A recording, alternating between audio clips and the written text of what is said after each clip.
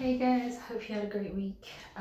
It's now the weekend. Woo, not that it makes any difference right now.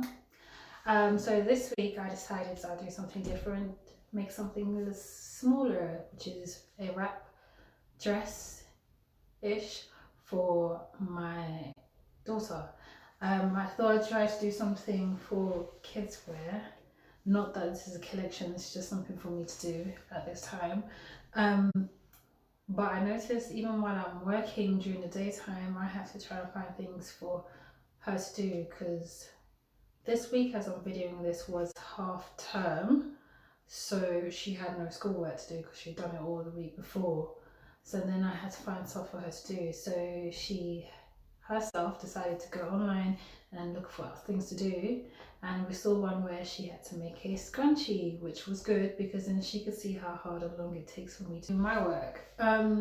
So she's always looking at my stuff thinking, oh, why is it taking you so long, are you still sewing? So she realized how hard it was, and she had the audacity to take this picture of me while I was working. You'll notice that fabric was one I've used before for my previous videos when I was altering my trousers that I bought from Zara. Looks like that. So check out how she did, and then we'll go back to my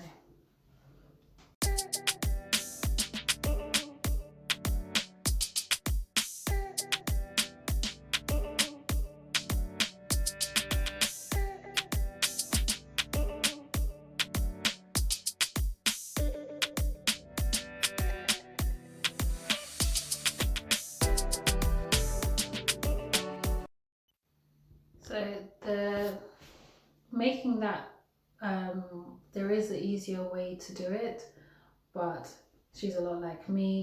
We don't like the easier way. We're trying to find if there's any other ways of doing it, and so she came up with. But it came out really well. She did lose the will to live a few times, but I decided to let her learn by herself. Though I did teach her how to do the invisible stitching. But there was an easier way to do that, but that's how it went. Now back to her dress that I made.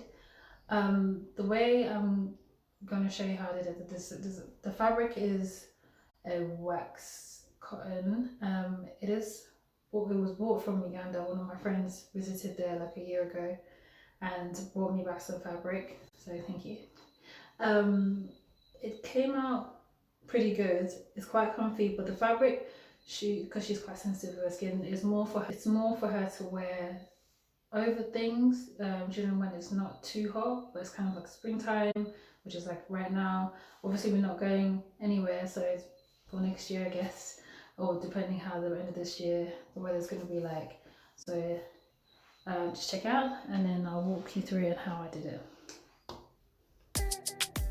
So as you can see, I did already do the pattern. I forgot to do the video for the back, but here I traced the back piece for the front, and I made the markings for the bust and the hip, and then I traced all the way around. I did decide to use a ruler. Don't mind the weight inside, I needed something to hold the paper down.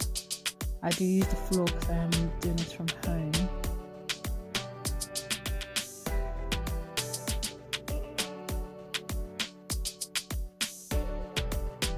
And these are the patterns here.